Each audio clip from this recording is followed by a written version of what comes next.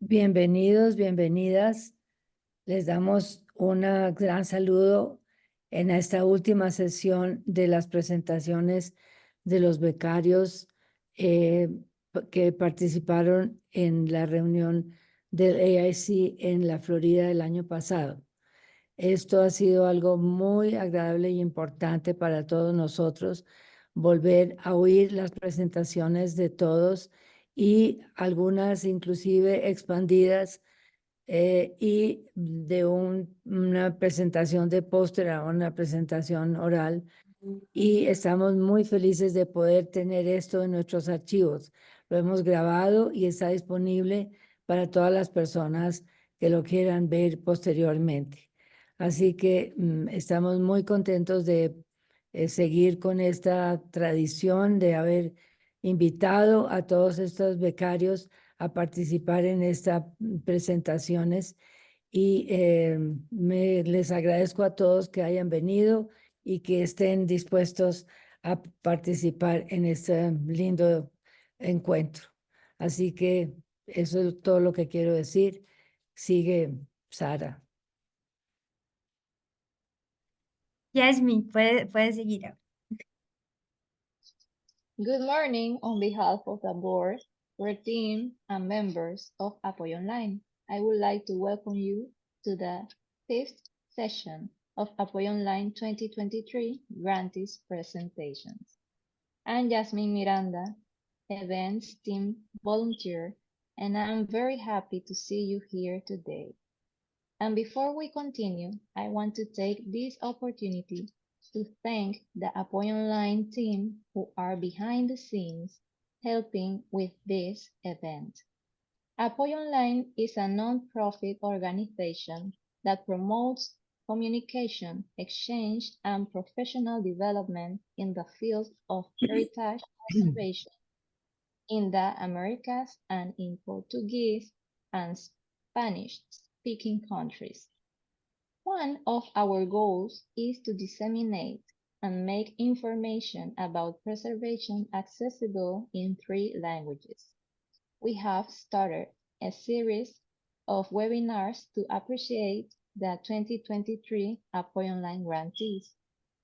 These professionals were awarded a grant funded by Apoyo Online and the Foundation for Advancement in Conservation, FAIC, with support from the Getty Foundation to attend the AIC 51st Annual Meeting in Jacksonville, Florida, last year and present their work as papers or posters. It is great pleasure and gratitude that we take this opportunity to acknowledge the outstanding work of our grantees. Congratulations on your remarkable contributions to field of heritage preservation. In this session, we will have the participation of Josefa Orrego from Chile, speaking about sustainability in conservation. Then we will have the participation of Yerko Quitral from Chile on the topic of paper conservation, and we will end with Paola Valentin from Puerto Rico speaking about disaster preparedness. The presentations will be conducted in the native language of the author. Feel free to send your questions in the Q&A, and at the end of the session, the authors will be available to answer them.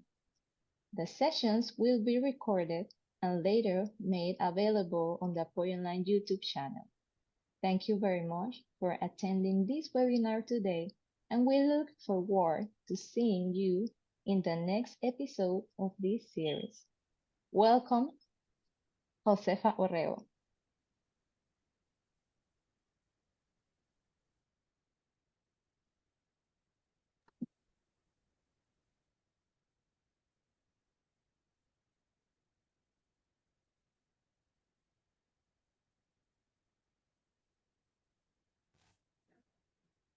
Hola a todos, mi nombre es Josefa Orrego Trincado y soy conservadora, actualmente trabajando en Chile.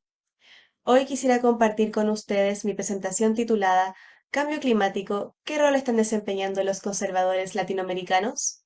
La cual aborda la gran amenaza contemporánea que significa la crisis climática y sobre cómo los conservadores, particularmente en Latinoamérica, están adaptando sus prácticas profesionales para hacerlas más sostenibles, sobre todo con el medio ambiente.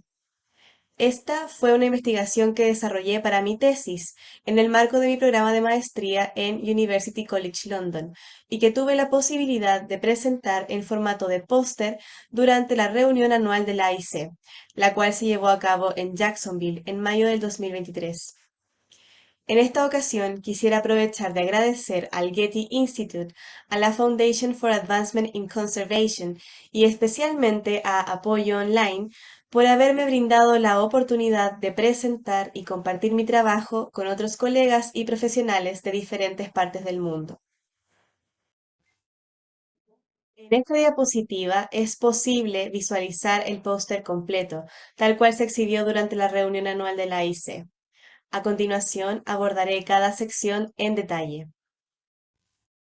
Bueno, como ya es bien sabido, nuestro planeta se está calentando. Las temperaturas globales registradas hasta nuestros días muestran un incremento preocupante en sus valores, sobre todo durante las últimas décadas. De hecho, el año recién pasado, el 2023, fue el año más caluroso de todos los que se tenga registro en la historia. Y, como se muestra en esta imagen, llevamos al menos 47 años continuos en que la temperatura global alcanzada en cada uno supera, y cada vez con mayor diferencia, al promedio de temperaturas de todo el siglo XX. Según lo define la Convención Marco de las Naciones Unidas sobre el Cambio Climático, esta constante y exponencial alza en las temperaturas globales no puede ser explicada solo por factores naturales. Más bien, son consecuencia de nuestras actividades humanas recientes, que están alterando la composición de la atmósfera global y con ello las temperaturas. Sin embargo, el cambio climático como fenómeno no solo conlleva estas olas de calor que seguramente más de alguien aquí ya ha experimentado, sino también todos estos eventos climatológicos extremos que hemos estado presenciando en el último tiempo, como por ejemplo el derretimiento de los glaciares, los aumentos en los niveles del mar, sequías más prolongadas o tormentas más intensas. Es por ello que, dentro del campo del patrimonio cultural, el cambio climático es reconocido como una de las amenazas más importantes del siglo XXI y en consecuencia debe ser tratado fuertemente por parte de quienes nos dedicamos a su protección y cuidado. En 2021, tres importantes organismos de la conservación, el Instituto Internacional para la Conservación IIC, el Centro Internacional de Preservación y Restauración ubicado en Roma, ICROM, y el Comité para la Conservación del Consejo Internacional de Museos, ICOMCC, firmaron un compromiso conjunto en el que acordaron trabajar alineadamente con el objetivo de reducir el impacto ambiental que produce la práctica de la conservación. Desde entonces, estos mismos organismos han estado realizando diversos eventos, congresos, charlas, programas que giran en torno a la sostenibilidad ambiental en la conservación y potenciando también nuevos estudios que permitan reducir nuestro impacto ambiental. Simultáneamente, otros recursos han sido producidos para ayudar a los profesionales de la conservación a reducir el impacto ambiental que conlleva nuestro trabajo. Por mencionar algunos ejemplos desarrollados en Norteamérica, las páginas web de organizaciones como el American Institute for Conservation y el Canadian Conservation Institute cuentan con secciones especialmente dedicadas al tema de la sostenibilidad ambiental en conservación y abordan temas como la reducción, la reutilización y el reciclaje de materiales, o cómo manejar la climatización al interior de los museos de una manera menos intensiva desde el punto de vista energético. También, desde hace un par de años, contamos con la calculadora de huella de carbono desarrollada por el proyecto STITCH, que sus siglas en inglés quieren decir Herramientas Sostenibles en el Patrimonio Cultural, la cual permite calcular la cantidad de emisiones de gases efecto invernadero que implica la manufactura de múltiples materiales utilizados en conservación y restauración. Asimismo, desde Europa, otras organizaciones han estado igualmente brindando recursos para guiar el camino de los conservadores hacia la sostenibilidad. Entre ellos destacan la organización Key Culture y el lanzamiento de sus 2 manuales digitales, uno que aborda la gestión de desechos y selección de materiales más amigables con el medio ambiente, y otro que trata sobre la reducción del consumo energético.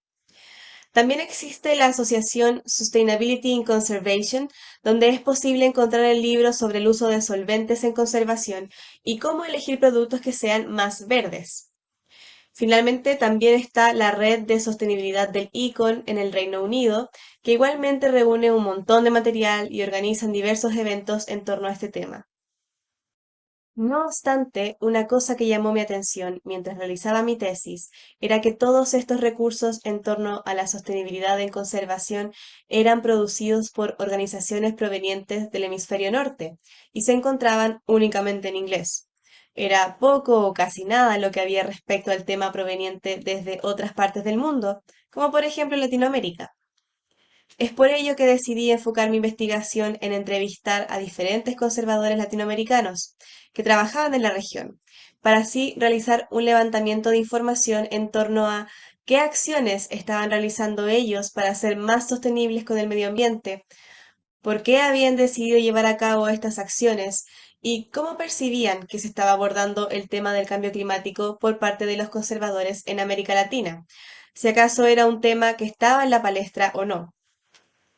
Intenté contactar a la mayor cantidad de profesionales posibles y finalmente tuve la oportunidad de entrevistar a 12 conservadores que provenían de México, República Dominicana, Colombia, Brasil, Perú, Paraguay, Argentina y Chile. Si bien es cierto, estas entrevistas están lejos de representar lo que ocurre en toda Latinoamérica, son igualmente un buen primer mapeo para dar cuenta de los contextos y circunstancias bajo las cuales se desempeñan los profesionales en nuestra región. Debido a que hay diferentes formas para comenzar a incorporar la sostenibilidad en conservación, clasifiqué las acciones de mis entrevistados en 3 categorías. Por un lado estaba cambio de prácticas, que hacía referencia a aquellas acciones con efectos inmediatos, por ejemplo, reciclar o preferir un producto por sobre otro basándose en la huella de carbono asociada a estos. Otra categoría era investigación, que abarcaba el desarrollo de nuevas metodologías, conocimientos e incluso productos que representaran una opción más sostenible para la conservación. Y finalmente estaba la categoría de educación, que implicaba la incorporación de la sostenibilidad ambiental en programas de educación formal de conservación, o también el compartir o difundir conocimientos en torno al tema con otros colegas. Dentro de la categoría cambio de prácticas, lo más interesante a destacar es que 8 de los 12 participantes mencionaron que reutilizaban y reciclaban sus materiales de conservación. Al menos la mitad de ellos aseguraron que donaban sus excedentes a otras instituciones más pequeñas. Sin embargo, entre sus motivaciones para hacer esto no destacaron como la principal razón el cuidado del medio ambiente, sino que más bien las considerables restricciones económicas que enfrentaban en sus respectivas instituciones, y también la compleja adquisición de materiales de conservación especializados desde sus países. Ambas realidades hacían que entre ellos primara una actitud de sacar el máximo provecho a cada uno de los materiales que tenían, y como consecuencia de ello, indirectamente, estaban siendo más amigables con el medio ambiente. En la categoría de investigación, 3 participantes comentaron que estaban liderando proyectos que buscaban brindar soluciones más sostenibles para la conservación. Uno de ellos, proveniente de Perú, trataba sobre la creación de un repelente hecho a partir de semillas de una planta andina y que servía para evitar una plaga muy común de encontrar en museos peruanos. Este conocimiento, sin embargo, los investigadores lo habían obtenido desde una técnica tradicionalmente usada en la agricultura y estaban ensayando su aplicabilidad en el campo del patrimonio cultural. El otro proyecto consistía en un laboratorio creado en México, dedicado al rescate de técnicas tradicionales que databan desde tiempos prehispánicos y que podían brindar soluciones plausibles de aplicar en tratamientos de conservación y restauración. Dentro de las motivaciones de estas participantes, destacaron la necesidad que tenían de proporcionar soluciones sobre todo más accesibles a nivel local, pues se enfrentaban a la realidad de un mercado local con poca variedad de productos y además con dificultades de acceder a productos provenientes de otros países. Asimismo, es interesante remarcar cómo en ambos proyectos el rescate de técnicas tradicionales estaba posibilitando abrir un camino más sostenible en cuanto al acceso de materiales y también, como segunda consecuencia, para con el cuidado del medio ambiente. Adicionalmente, en la categoría Educación, solo 3 conservadores mencionaron que contribuían a la sostenibilidad ambiental en conservación al incluir este tema en sus programas de educación. Algunos, por ejemplo, reconocieron que compartían la información que obtenían desde instituciones extranjeras, como aquellas que mostré en las diapositivas anteriores. Estas acciones son sumamente significativas, pues dicha información puede no ser accesible para muchos profesionales en América Latina, muchas veces debido a una barrera en el idioma. Finalmente, con respecto a la pregunta sobre cómo percibían que el tema del cambio climático estaba siendo abordado por los conservadores latinoamericanos, es interesante notar esta división del 50 y 50 que se produjo entre los participantes. Por un lado, 6 de ellos afirmaron tajantemente que el tema no estaba siendo abordado suficientemente en la región. Sin embargo, los otros 6 participantes, si bien no es que hayan asegurado explícitamente que sí se estaba discutiendo el tema, sí mencionaron que hay actividades regionales destinadas a mejorar la conservación que indirectamente terminan promoviendo prácticas que finalmente resultan ser más sostenibles con el medio ambiente. Por ejemplo, el manejar colecciones con presupuestos más bien reducidos. A modo de conclusión de la investigación, lo que me parece más importante de destacar es que, si bien hasta donde yo sé, todavía no se están produciendo recursos sobre sostenibilidad en conservación desde Latinoamérica, así como estos que mostré antes que se están creando en el hemisferio norte, sí me parece que los profesionales latinoamericanos han sido siempre sostenibles, o al menos mucho más que sus pares en el norte. Quizás en un principio lo eran no por una causa medioambiental, principalmente, sino más bien por las circunstancias de restricciones económicas y las dificultades de conseguir materiales especializados. Desde un punto de vista, pareciera que estas realidades de la región son negativas, ¿no? Son barreras, son limitaciones, pero miradas desde otra perspectiva, en realidad estas han permitido proceder en nuestra profesión de una forma que hoy, en medio de la crisis climática, parece súper digna de destacar y de reconocer. Las experiencias que conocí a través de las entrevistas que realicé, así como también las experiencias que he estado conociendo gracias a los trabajos de mis compañeras que han presentado en estas webinars de apoyo, me han confirmado que el oficio de la conservación que se realiza en Latinoamérica es sumamente valioso y que, si bien muchas veces no pueden seguir al pie de la letra lo que dictan estos altos estándares internacionales de la profesión, igualmente consiguen de buena manera el objetivo final, que es brindar una mejor preservación de nuestro patrimonio cultural. En este sentido, me parece fundamental el poder generar mayores instancias en las que compartir nuestras experiencias y todas las soluciones que se han desarrollado a nivel local, pues eso va a nutrir siempre la profesión y además nos va a permitir avanzar en una práctica mucho más amigable con el medio ambiente. Muchísimas gracias por su atención y quedaré atenta a sus preguntas.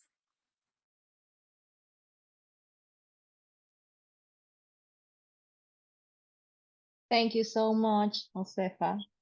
Now we will have the topic on paper conservation with Yerko Quitral from Chile. Welcome, Yerko. Hola, ¿cómo estás?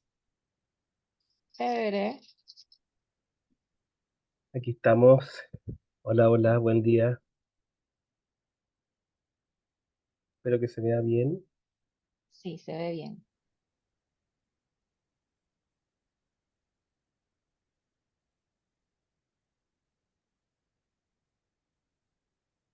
Sí, perfecto. Quiero ver si se mueve. Estamos ok. Listo. Bueno, muchas gracias por la invitación. El día de hoy, bueno, me presento, soy Yerko Quitral, conservador científico al día de hoy. Bienvenido a todos los que nos están escuchando en este último ciclo de charlas de apoyo online para mostrar el trabajo que hemos realizado muchos colegas de la conservación, científicos, que hemos participado en la 51 reunión anual del Instituto Americano de Conservación, AIC, del año 2023, que se realizó en Jacksonville, Florida, donde pudimos participar, ¿cierto?, de una beca que nos pudimos, tuvimos la posibilidad de poder ganarnos, ¿verdad? Y pudimos ir a mostrar parte de nuestras investigaciones, trabajos de conservación, y en mi caso pude mostrar parte de una investigación que estoy realizando en base a una identificación y caracterización del síndrome del vinagre y daños y consecuencias en unas cartas manuscritas en las cuales comencé a trabajar desde el año 2020 aproximadamente, cuando comenzó la pandemia. Entonces, parte de este trabajo lo hice muy en soledad. Bueno, mucho de nuestro trabajo tiene que ver esto, ¿cierto? Cuando uno está ensimismado. Entonces, mucho de este trabajo lo hice en pandemia y después se alargó la investigación porque fuimos, como ustedes van a ir viendo, tiene que ver con que uno va, muchas veces la catástrofe es mucho más de lo que uno ve a simple vista. Este es el póster que mostramos en aquella oportunidad en el meeting, y por lo tanto, ¿cierto?, vamos a ir mostrando cada una de estas secciones. A modo de introducción, tenemos que entender que este gran problema que nosotros vimos en primera instancia, en realidad no fue tan sencillo como lo vamos a mostrar ahora, entre comillas. No teníamos tan claro lo que vi en esa instancia, porque me llaman siempre por casos de biodeterioro, y cuando lo veo, claro, había un desastre que no sabíamos si era agua, hongos. Hongos claramente lo descarté en primera instancia, y indagando un poco más el tema, vemos que es ácido. Había algo ácido, había un problema químico. Partamos desde ahí. Entonces, para dar contexto, tenemos que entender que la acidez, tanto intrínseca como extrínseca, porque hay tipos de acidez, puede ser desde lo interior de los componentes y extrínseca, ambiental, ¿cierto? Ha sido descrita como uno de los principales factores de deterioro químico del papel, al estimular la degradación de las fibras de la celulosa, en este caso mediante la hidrólisis de enlaces glicosídicos intermoleculares. Esto es gravísimo para las moléculas, ¿cierto? Porque se degradan desde lo fundamental. Luego, entender que este plástico que estaba recubriendo, como ven en la fotografía, de acetato de celulosa, se convierte en ácido acético mediante degradación química. Esto comúnmente se conoce como síndrome del vinagre y se caracteriza ampliamente en películas fotográficas. Está muy, muy caracterizado. Sin embargo, hasta el día de hoy existe muy poca información sobre su caracterización y consecuencias sobre el papel específicamente, porque siempre se caracterizó sobre las consecuencias que tenía en las películas fotográficas y directamente sobre los procesos de plastificación y recubrimiento y laminación. Acá vemos que, por lo tanto, lo que pasó, el problema con el que me encontré, es que estos eran 3 álbumes de cartas manuscritas donde se contenían a 167 cartas originales escritas desde el año 1850 hasta el año 1900 y que fueron conservadas durante aproximadamente 10 años. Eso no estaba muy claro. Y estas fueron guardadas, lo vamos a poner así, guardadas, ¿cierto? Los 3 álbumes plastificados, en álbumes todos en acetato de celulosa, en un bolso y dispuestos en un lugar muy cómodo, ¿verdad? Donde habían variaciones de temperatura y humedad, en un lugar que después yo medí las condiciones, donde tenía mucha hongo, después hacía mucho calor, y por lo tanto había muchas fluctuaciones de temperatura y humedad a lo largo del año. Ahí se desarrolló, ¿cierto?, reacciones químicas de degradación en el plástico, generando y acumulando ácido acético en el interior de este envoltorio, viendo y realizando, ¿cierto?, toda esta degradación química que vemos en este envoltorio. Por lo tanto, cuando nosotros vemos esto, tenemos que sentarnos a mirar y no a tocar, porque finalmente vamos a ver que esto no se puede ni siquiera oler ni tocar, porque está la contaminación química que ni siquiera lo podía tocar. Tenemos que sentarnos a desarrollar una metodología de acción, porque tenemos que primero identificar ciertas áreas de degradación química, para poder medir la acidez en diferentes áreas donde se utilizarían, por ejemplo, distintas técnicas para medir frente a qué es lo que estamos presentes. Por ejemplo, en esa oportunidad tenía a mano para poder medir mediante las cintas que medían el síndrome del vinagre, las tiras que se llaman AdStrips, que me caracterizan, ¿cierto?, con en presencia o no los tipos grados del síndrome del vinagre. Y por lo tanto, esa fue la primera condición que yo utilicé para poder si es que estaba en presencia o no de algún grado del síndrome del vinagre. Por lo tanto, esa fue la primera condición. Y luego se comenzaron a utilizar otras tiras reactivas de pH para poder ir subiendo en la medición del pH, y luego un electrodo de medidor de pH específico para ir calibrando cada vez más la precisión de la acidez, tanto en el papel como en el acetato de cada una de los, o sea, específicamente. Luego se realizó una caracterización física de acuerdo en cada una de las partes mediante microscopía óptica y digital, ya que se registraron sectores con pH muy bajos de 2,8 a 3, que eso es ácido fuerte, considerado ácido fuerte en química, y se asoció con la formación de cristales blancos regulares sobre el papel y el plástico que vamos a ver posterior. Dentro de los principales resultados, que eran muy interesantes, que los voy a resumir en este estudio, se realizó una caracterización de daños en el papel que fueron considerados, por ejemplo, la decoloración marrón, que fue encontrado en todos los registros. Dentro de los 167 manuscritos se encontró una decoloración marrón,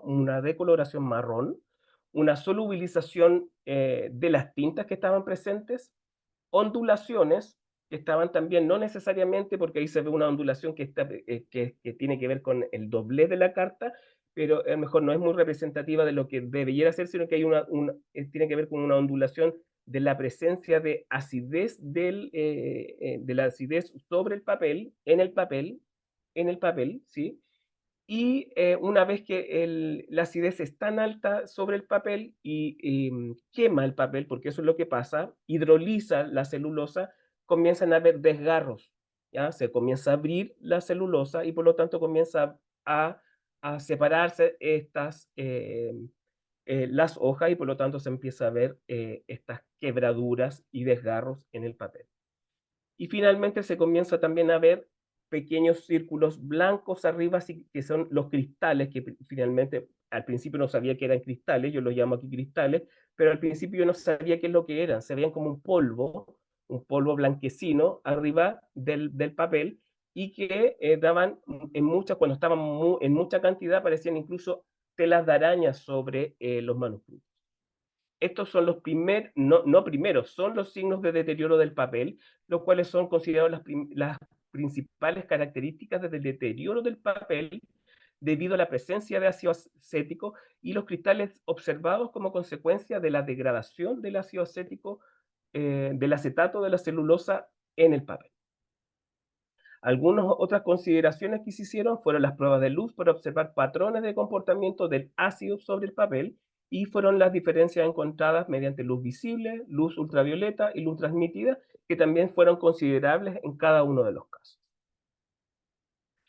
Una prueba importante fue la medición que se hizo para cada una de las cartas, donde las 167 cartas fueron medidas, ¿cierto? Cada una de ellas en su pH por el valor de pH fue medido para cada una de ellas, y se registró el pH en esta gráfica para poder cuantificar el valor de su acidez y así poder asociar el valor de la acidez de cada uno de los manuscritos con la asociación y la aparición de cristales y la formación de líquido de ácido acético. Es así como en este gráfico se observa que los valores de acidez, por ejemplo, que ustedes ven entre los valores de 2,5, 2,8 aproximadamente, aproximadamente son 100 cartas, como ustedes ven ahí, que no es un valor menor, que fluctúa entre el ácido fuerte, que es el grupo A, forman este conjunto, son capaces de formar cristales tanto en el soporte, ¿ya? Son capaces de formar cristales en los documentos. Este grupo, ¿cierto? Son considerados ácidos, son aquellos considerados ácidos fuertes, que son pH entre 2,8 y 3,8.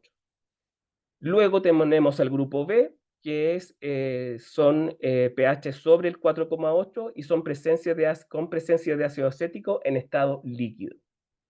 Esa es la primera gran consideración y es el primer gran grupo de estudio que se hace para poder hacer una clasificación y de grandes diferencias y grandes dependencias que encontramos dentro de este grupo de estudio. Luego vemos que hay otra dependencia que también me hizo, porque estaba solo trabajando con esto, una gran dificultad de trabajo. Se registra unas grandes concentraciones de elementos compuestos volátiles para trabajar, porque se produjo una cámara sellada para poder medir, cerrada para contener los álbumes y los manuscritos, para medir los compuestos orgánicos volátiles, y se midieron estos valores en el tiempo para viendo cómo se generaban estos compuestos volátiles, y vieron que sobrepasaban o duplicaban, ¿cierto?, en el tiempo los máximos permitidos para la salud. Entonces yo tenía que trabajar con máscara de gases, con triple guante, hasta que yo eliminara por completo, desasificara por lo menos los que tenían ácido fuerte. Esto fue bastante complejo para manipular durante bastante tiempo. Para finalizar y completar esta etapa, ¿cierto?, de caracterización, vemos que los resultados y de caracterización de los cristales que yo les explicaba que se veían como si fueran una cristalización arriba, vemos que en el papel, tanto en el papel como en el acetato de celulosa, primero se veía solamente como si fuera harina y luego se iban creando como filamentos. En algunos sectores se veían un poco más finos y algunos sectores como si fueran incluso arañas. Y ahí yo veía una diferencia, y esa diferencia yo dije, algo que pasa acá, y ahí esa diferencia siempre hay la base química a mí me dice que hay algún factor que está haciendo la diferencia, y por lo tanto, esa diferencia llegué a la conclusión de que empecé a hacer algunas pruebas, y llegué a la conclusión de que primero ya habíamos visto que la concentración del ácido era una de las factores, y segundo, comencé a ver que a medida que la temperatura bajaba, el cristal comenzaba a hacerse más organizado y la estructura del cristal comenzaba a hacerse más superficial, como ustedes van a ver hacia la derecha, en la primera figura. Se comienza a organizar más el cristal y comienza a hacerse mucho más filamentoso. Esto es mucho más, si lo pensamos desde la estructura del papel, cuando se forma una estructura cristalina de esta forma, es muy riesgoso para la estructura del papel. Los que han sido alumnos míos, es por eso que a mí no me gusta congelar papel. Hay técnicas de congelar papel y congelar libros que hay que omitirlas a estas alturas de la vida. Congelar documentos, congelar compuestos orgánicos no es tan bueno. Ahí hay una balanza que hay que tener en un equilibrio, porque el congelamiento produce estructuras cristalinas en determinadas condiciones, pero las estructuras cristalinas, como estas, son cuchillos microscópicos que cortan estructuras como proteínas, como celulosa, y por lo tanto llevan a la pérdida de la estructura. Entonces, estas estructuras que se forman acá también llevan, ¿cierto?, a microcortes, ¿cierto?, de las moléculas y de las estructuras que posee nuestros materiales. Estos estudios siguen en pie. Esta fue la primera parte de la caracterización, así que los invito también a que este trabajo lo sigan también junto a mi otro trabajo que estoy haciendo. Dentro de las conclusiones, sabemos que la caracterización de esta reacción química en papel es esencial para identificar el proceso de degradación del acetato de celulosa en etapas tempranas, porque también es muy bueno saber, porque uno lo puede parar en etapas tempranas esta reacción, y por lo tanto puede usarse como un marcador del síndrome del vinagre y la influencia en la degradación del papel. Las emisiones con olor a vinagre en su forma gaseosa suelen ser el primer indicador de la degradación del acetato de celulosa, por lo tanto, tener estos indicadores y tener estas herramientas es muy importante. La degradación del acetato de celulosa tiene una naturaleza autocatalítica. ¿Qué quiere decir eso? Que una vez que comienza a realizar esta reacción química, no la podemos detener. Por lo tanto, nosotros los materiales tenemos que aislarlos del conjunto. No podemos dejarlos en conjunto, debemos aislarlos, porque la acidez estimula otras reacciones. Y finalizando, la formación de estos cristales se relaciona directamente con los sectores ácidos, y cuando las temperaturas son menores, tanto la estabilidad de los cristales como su longitud aumentan a medida que la temperatura disminuye. La degradación química por acidez debilita la plastificación con acetato. Es un proceso que se ve potenciado por los choques de humedad y temperatura, y la caracterización temprana es esencial para evitar la reacción del ácido fuerte del papel y la hidrólisis directa de la celulosa, como lo hablamos anteriormente. Mis agradecimientos muy grandes, sobre todo a Apoyo Online, por el apoyo, por el cariño siempre, por poder estar ahí presente en estos grandes eventos, y a las becas de Getty y de la Fundación del AIC por participar en estas reuniones. Muchas gracias. Muchas gracias, Jerko. Thank you so much, Jerko. To everybody, don't forget to send your questions to the Q&A box. Now, we will have the topic on disaster preparedness with Paola Valentín from Puerto Rico. Welcome, Paola. Muchas gracias, Jasmine. Gracias a todos los que están acompañándonos en el día de hoy. ¿Pueden ver mi pantalla? Buenos días a todos. Mi nombre es Paola Mari Valentín Irizarry. Soy estudiante de conservación en la Universidad Estatal de Buffalo en Nueva York, y estaré hablando sobre la preparación de primeros auxilios para el patrimonio cultural, basándome en el estudio de caso de la colección indígena Castillo, póster presentado en la pasada conferencia anual del American Institute of Conservation, gracias a la beca Caribbean and Latin American Scholars de la Asociación Apoyo Online. La colección fue reunida entre las décadas de 1960 y 1970 por José Castillo Fernández, un coleccionista puertorriqueño que se destacó como conferenciante de arqueología en una época en que aún no existían leyes ni programas académicos dedicados a estos estudios en Puerto Rico. Las siguientes imágenes son de una entrevista de 1973 realizada a José Castillo sobre su colección para el periódico El Mundo. En ese momento, José Castillo presidía el Comité de Arqueología de la Sociedad de Historia Natural de Puerto Rico y creó el Museo Indígena Castillo, un museo privado que mantuvo en su hogar durante 10 años. En 1984, José Castillo vendió su colección a Gaspar Roca, dueño del periódico El Vocero de Puerto Rico, bajo cuya entidad estableció el Centro de Investigaciones Indígenas de Puerto Rico, Inc. Después de la declaración de quiebra del periódico El Vocero en el 2012, las colecciones del Centro de Investigaciones Indígenas pasaron a un benefactor anónimo como pago colateral.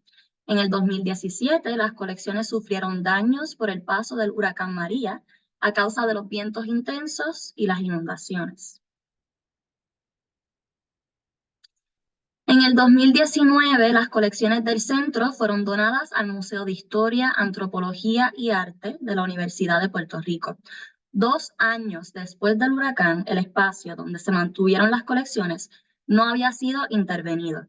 Estas imágenes muestran dicho espacio que corresponde al primer piso de un edificio en una zona residencial. Las ventanas se abrieron debido a los vientos huracanados, provocando el colapso de cajas, inundaciones y daños por moho e insectos en los siguientes meses. La mayoría de los documentos de la colección Castillo no sufrieron daños al estar contenidos en un archivo. Fotocopias de las libretas de registro de José Castillo se encontraron intactas. Las cajas estaban numeradas hasta el 40 y contenían listas hechas en 1992 por el personal del Centro de Investigaciones Indígenas que se utilizaron para reorganizar los materiales de las cajas colapsadas. Se trabajaron las cajas por niveles según cómo se hubieran caído, identificando los materiales de acuerdo con las listas.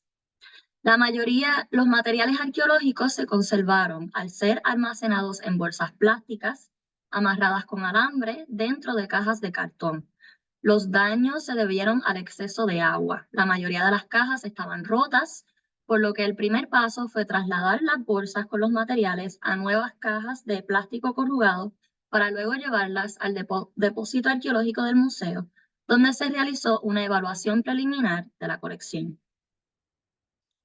En aquel momento no se tenía información sobre la procedencia de la colección. Afortunadamente encontramos las fotocopias de las libretas de registro de Castillo con más de 4.000 artefactos catalogados. ¿Quién fue José Castillo? ¿Cómo adquirió una colección tan extensa? ¿Y por qué se abandonó su colección?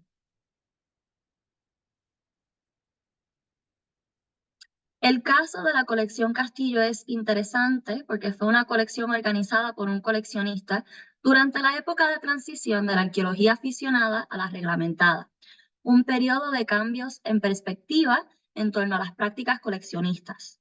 El descuido y el abandono de esta colección reflejan un problema en el manejo y la preservación de las colecciones patrimoniales puertorriqueñas en el sector privado. Entonces, ¿cómo debe prepararse un custodio de colecciones para una emergencia?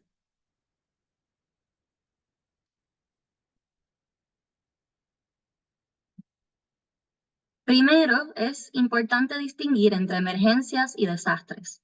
Las emergencias son eventos inesperados que requieren atención inmediata. Los desastres son perturbaciones graves que superan la capacidad de una comunidad para hacer frente con sus propios recursos. Pueden ser causados por peligros naturales, acciones humanas o tecnología. Todos los desastres comienzan como una emergencia, pero solo aquellos que no se pueden controlar se convierten en desastres. Como hemos visto, los desastres naturales como inundaciones, incendios, terremotos, huracanes y tornados pueden causar graves daños al patrimonio.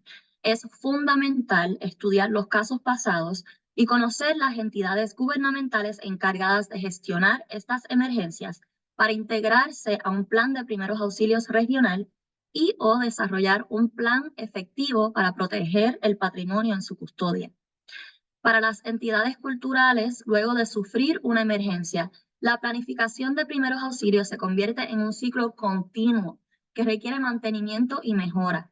Dado que son sucesos imprevistos, es difícil predecir los daños. Sin embargo, se entiende que la planificación preventiva ayuda a reducir los riesgos, a responder con rapidez a la emergencia gracias a la existencia de un plan preliminar establecido y a atender los daños de manera eficiente. Los procesos de respuesta a desastres varían según el lugar y se mantienen en constante desarrollo.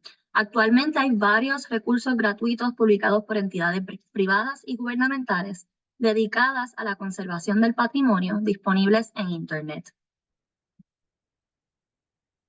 En este caso, consideraremos brevemente los pasos sugeridos en el Manual de Primeros Auxilios para el Patrimonio Cultural en Tiempos de Crisis, publicados por el ICROM en 2022.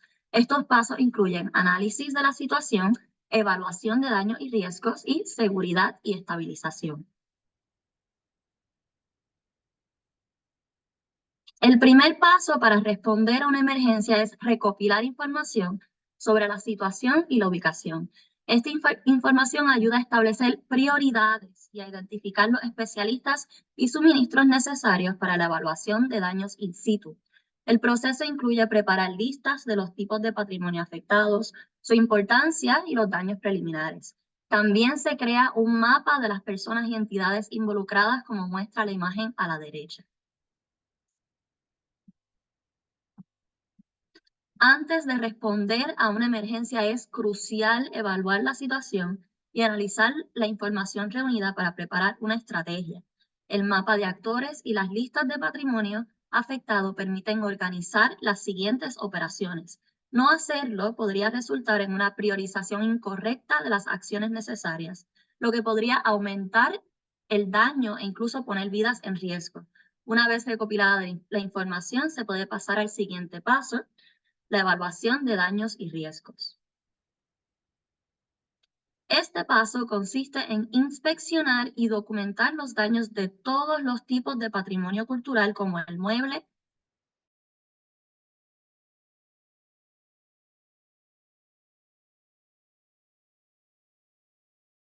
inmueble e intangible, humanas, económicas e infraestructurales causadas por el desastre, para estimar costos específicos para las operaciones de seguridad y estabilización. La evaluación in situ permite actualizar el plan de acción y avanzar al siguiente paso, las acciones de seguridad y estabilización. Este paso implica estabilizar y proteger el patrimonio para evitar más daños. Profesionales capacitados como conservadores y arquitectos lideran estas acciones. Militares y bomberos pueden ayudar, pero es crucial su coordinación con expertos en patrimonio.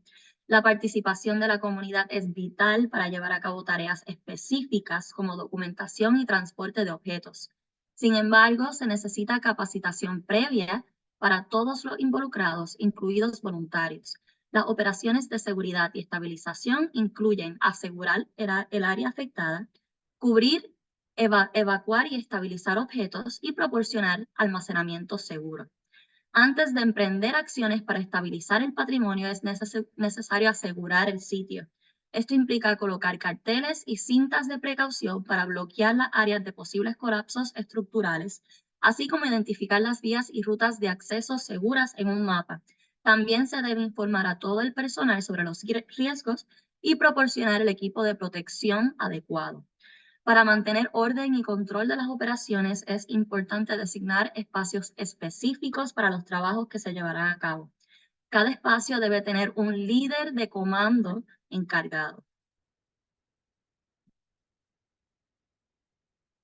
Se deben considerar las evacuaciones post-evento si el edificio queda declarado inseguro, pero es lo suficiente estable para evacuar los objetos.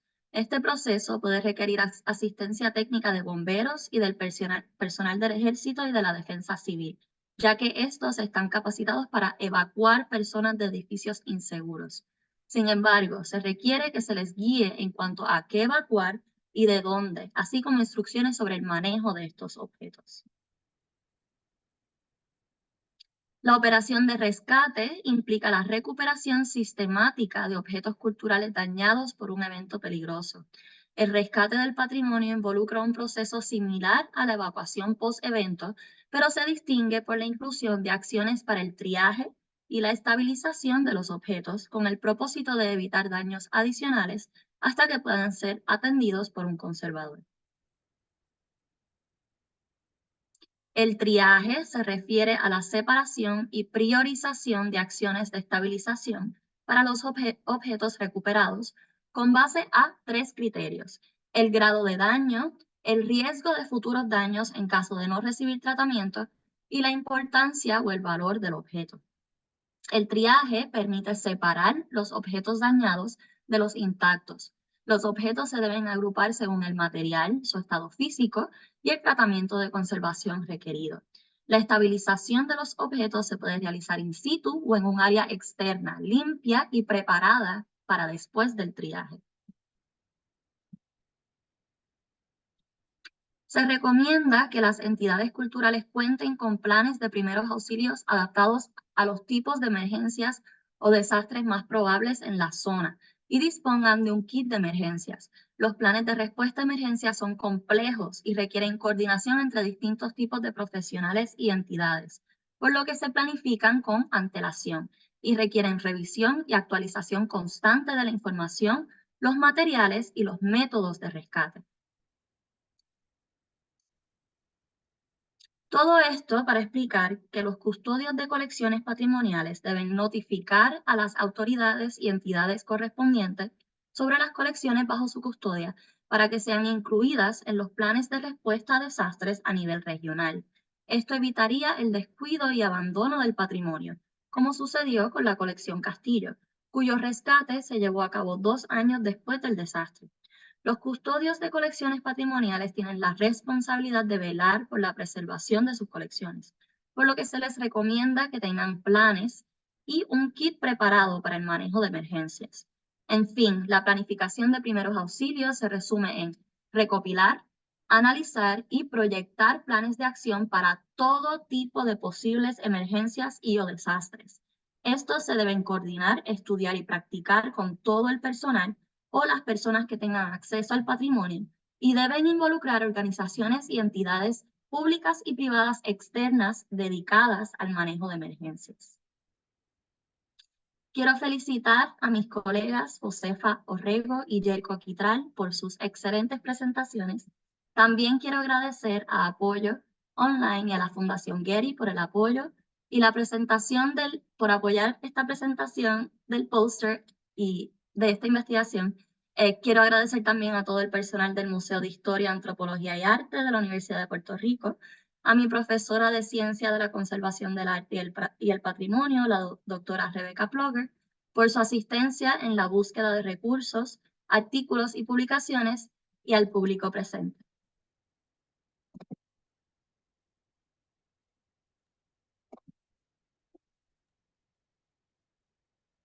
Muchas gracias, Paola. Thank you very much, Paola. I will make a question with all of the presenters.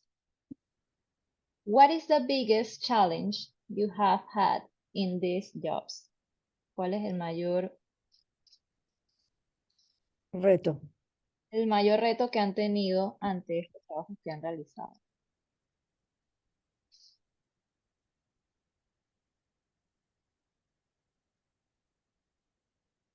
Who will be the first?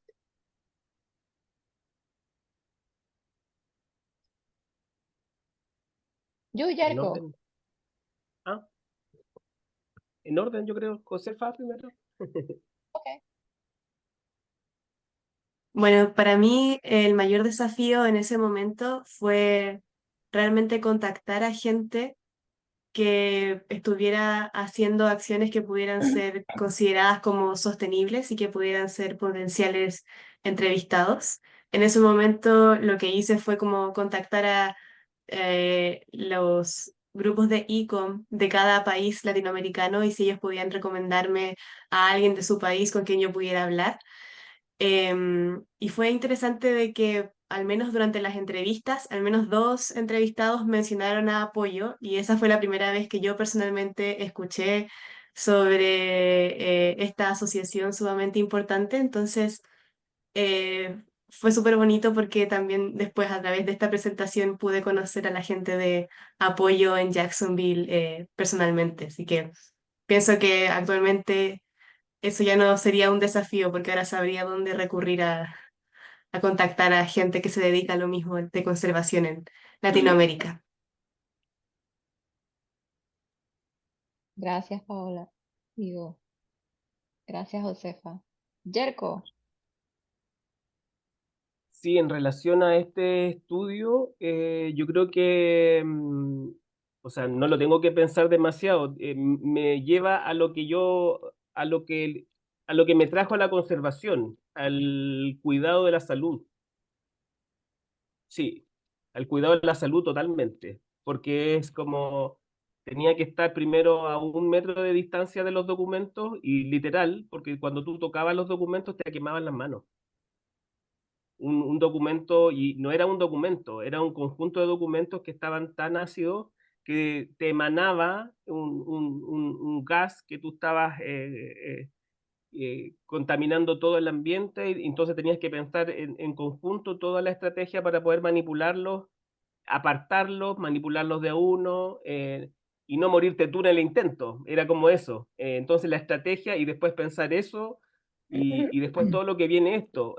Hay que desasificarlo, pensar toda esa estrategia que viene ahora, toda esa segunda y tercera parte que ya hice, y rescatar los documentos y la restauración, que ha sido también un trabajo muy lindo. Eso. Gracias, Yerko. Paola.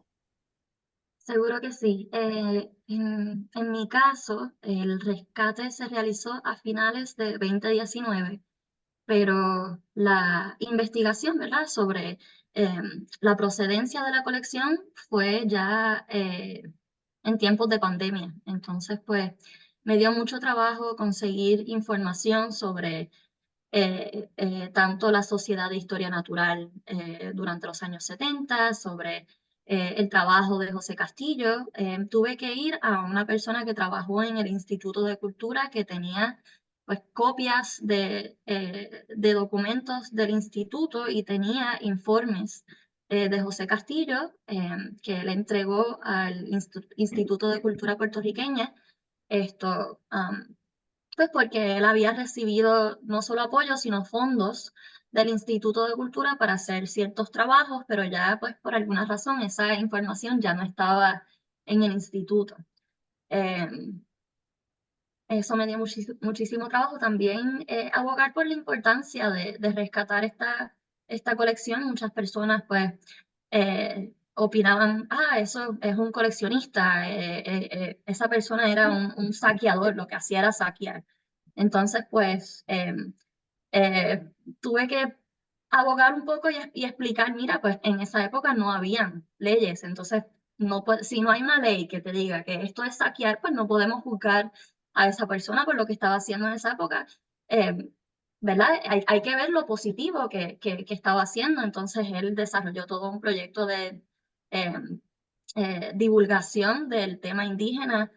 Su museo realmente lo mantuvo en su hogar, pero también era un museo que él lo llamaba móvil, porque él lo llevaba a las escuelas para enseñar no solo la colección, sino ofrecía una conferencia de las distintas culturas indígenas.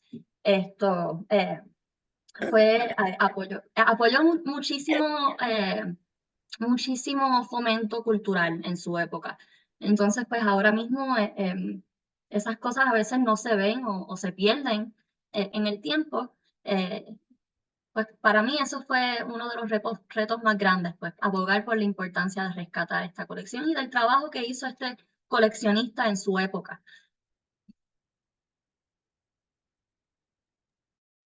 Thank you, Paola. We have a question for Amparo. Mira, por alguna razón, I am not able to type in questions in the Q&A, but there are several questions in the chat.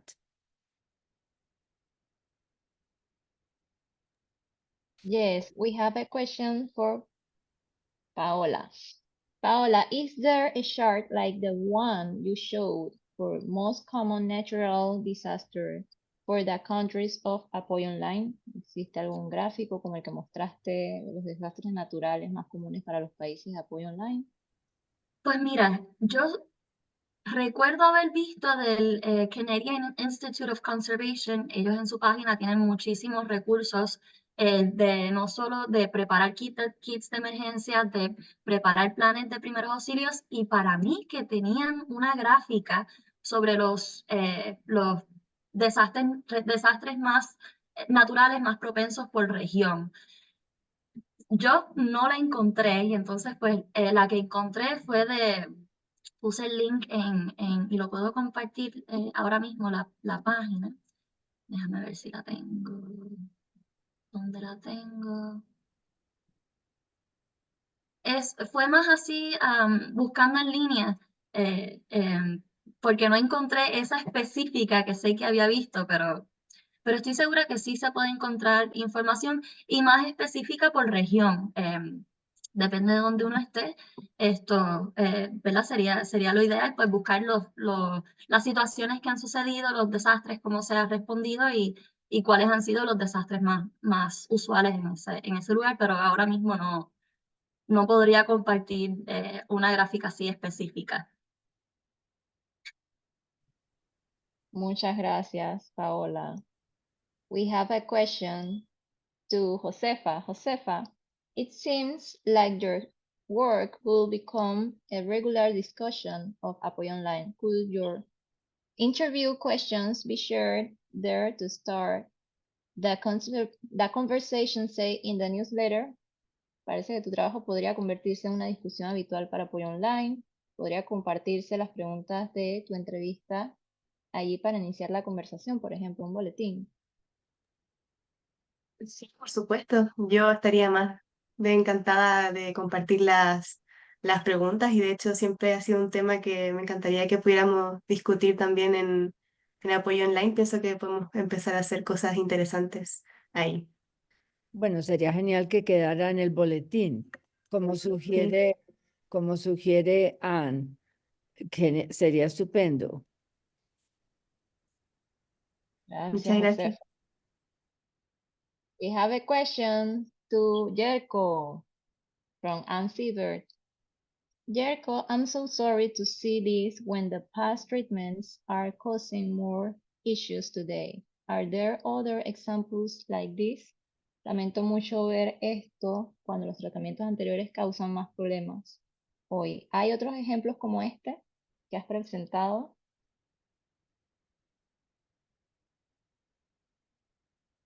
Abre tu micrófono, Jerko. Hizo Sí. un barrido extenso de bibliografía para poder buscar evidencia en papel, primero en acetatos, en plásticos, y luego en papel, porque en papel no hay absolutamente nada. No existe una asociación entre plásticos y papel. Y así que me aboqué a plásticos. Y en plástico es muy poco lo que existe, porque en plásticos también hay diferentes plásticos. Y por lo tanto, dentro de los acetatos hay distintos tipos de acetatos dentro de la síntesis del acetato. Entonces estamos hablando de algo que es muy específico dentro de lo específico. Entonces, el tipo de acetato que yo tengo es un acetato ya específico. Entonces, esa especificidad es un trabajo muy específico y por lo tanto tiene que ser caracterizado como tal. Entonces, esa caracterización ayuda para poder, no puede ser generalizado. Puede ayudar a una familia de acetatos, pero no a generalizar el estudio. Entonces, en ese sentido, he visto rastros, por ejemplo, ahora veo rastros de otros plásticos que tienen características del estudio que yo he hecho. Presenta mido el pH y veo que tiene 3 de los 5 que he visto yo, de los 5 características que registré yo, genera cristales, pero no tantos como los registré yo. Entonces tiene características, entonces puede ser parte de los indicadores, pero no el nivel que he registrado yo. Entonces esto puede ser generar una plantilla como lo traté de hacer yo en este póster, ¿verdad? Y tratar de ver un grado de deterioro dentro de lo que se puede, pero también entendiendo que uno nunca puede generalizar y menos en conservación. Es parte del estudio. Muchísimas gracias, Jerko. A todo el mundo, to everybody, don't forget that this and all the presentations will be available on the YouTube channel. And don't forget to follow us on Facebook, LinkedIn, Instagram, Threads, and our YouTube channel. Muchas gracias a todos los que presentaron hoy, a todos los becarios del 2023. Many thanks to all the 2023 grantees for sharing their knowledge.